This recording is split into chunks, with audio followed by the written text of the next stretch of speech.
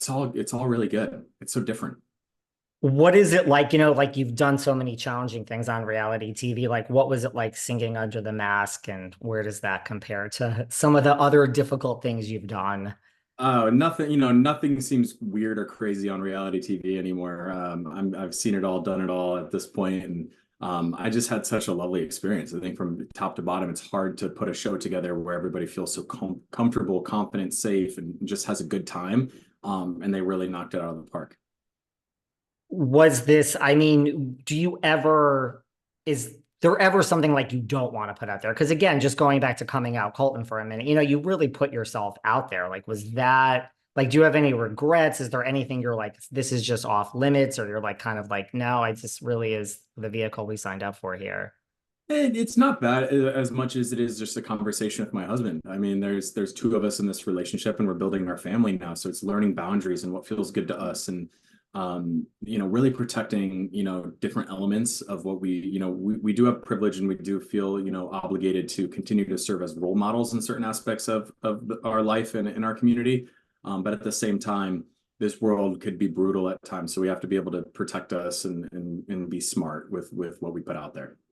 Speaking of building your family with your husband, Daddyhood, the podcast, welcome to the Yeah. podcast game. It's fairly new. Tell us about Daddyhood for everyone who hasn't Oh, listened yet. I'm so excited for Daddyhood. Daddyhood, my goal with it was just to humanize the fertility experience, not only for same-sex couples, but for everyone out there. I think IVF is misunderstood. It's always viewed as sort of a last resort to get pregnant, and I think reframing it to be a preventative medicine and a tool to be used to expand and grow your family needs to be a conversation, and just to make people feel less alone. I think when I struggled with my fertility and I didn't have any sperm, and just talking about that and having so many men be like, me too, but I didn't feel it feels weird to like talk to other men about that. I think was such an eye opener. Like, oh, I needed to use my platform to talk about this because nobody else is. Right. And I'm sure that's helping so many people as well. Yeah.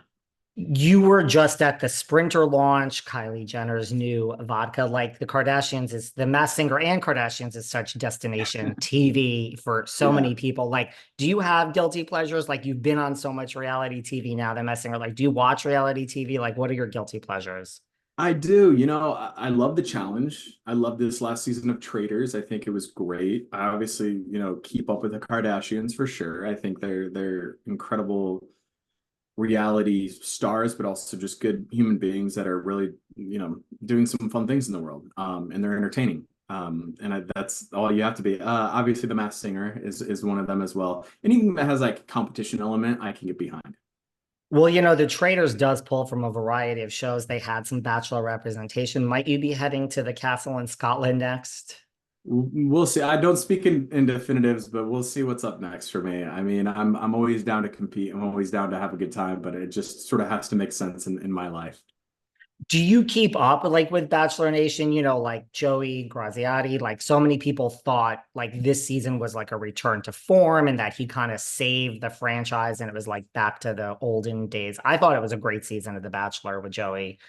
What I are your don't. I, thoughts? I really don't watch. I don't keep up with a ton of them. I think I'm going to Tyler Cameron's launch of his Amazon show tonight, so I'll support him there. But yeah, it's been one of those things. My life has just changed so much since I left that franchise, and I just am really happy in the place that I'm at. But no ill will towards anybody in it. It just isn't something I'm interested in really staying involved in right now.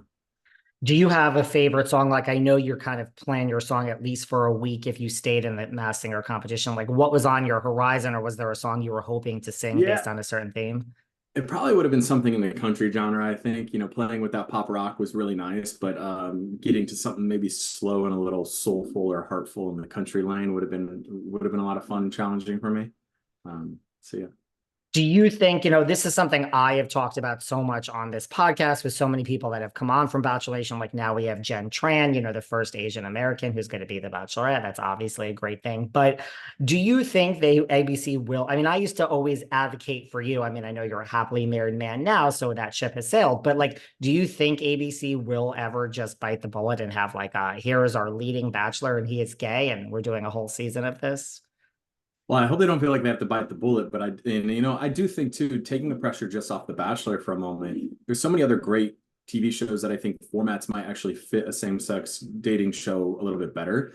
And what I mean by that is just as far as representation within our community, and just all like we go about handling our relationships so much different than a traditional show like The Bachelor does. So by having a Love is Blind, by having an ultimatum, by having just, a Bachelor in Paradise style queer same-sex dating show, could be really powerful and maybe a better fit. While I obviously am married, I'm definitely working on some ways to get that representation out there, to host, potentially to be a shoulder to cry on, an ear for them to vent to, and go from there. I think like a Love is Blind, like that would be great representation. Yeah, we can do a pod situation with tops and bottoms. How about that? I'm okay with that. That's a show that I would definitely watch. Yeah. Did you learn anything? Because you have done so much in reality TV. Like, what did you learn about yourself from The Masked Singer? I mean, I think I just learned to have fun on reality TV again. I think, you sort of get scarred and bruised a little bit with going through it. And just by letting loose and having fun and having a safe work environment to be able to express yourself in is really important. And I think that's what it sort of taught me. I love it. There's so much out there about so many people in the public eye. Like, what do you think is the biggest misconception about yourself? Like something you've heard where you're like, God, people just get it so wrong. I mean, I feel like people have really struggled to figure out who I am. And I mean, look, I've been very candid, and I'm very much a work in progress, and I'm a walking contradiction. But I think, entering this new chapter of my life, I think people are going to see me, in a different way, and hopefully a way that they feel good about. And because I do for sure. So, there's not one thing that always sticks with me. And I always sort of take the rule of not trying to please everybody, because that's damn near impossible in today's times. So, just living true to myself, and figuring out what I put out there is going to be fun. Right. You're at a happy place in your life. I saw like, I don't know when I saw like a recent interview you did with like Jenna Bush and Hoda, and they just kept saying you're beaming and you seem so happy. I think it was like I think it was when your podcast first came out.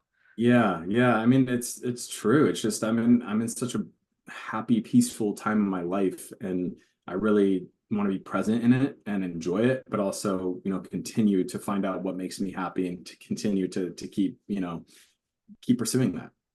I love it. Would you do The Masked Singer again if they asked you to? 100%. It was a lovely experience and something that I'll cherish forever. Well, it was great watching you as Lovebird. Let's get that Love is Blind, like, the representation. Like, Yes, let's just put that out into the world, Colton. totally. Let's do it. I'm a big manifester, so we'll start manifesting that. I love it. Congratulations on everything. It's been great watching you on The Masked Singer, and congratulations and good luck with everything else you have going on. Yeah, thank you. Thanks for having me on, David. Thank you so much. Take care. All right, bye-bye. Bye. Bye, guys. Thanks, David. Anytime. Thank you. Bye.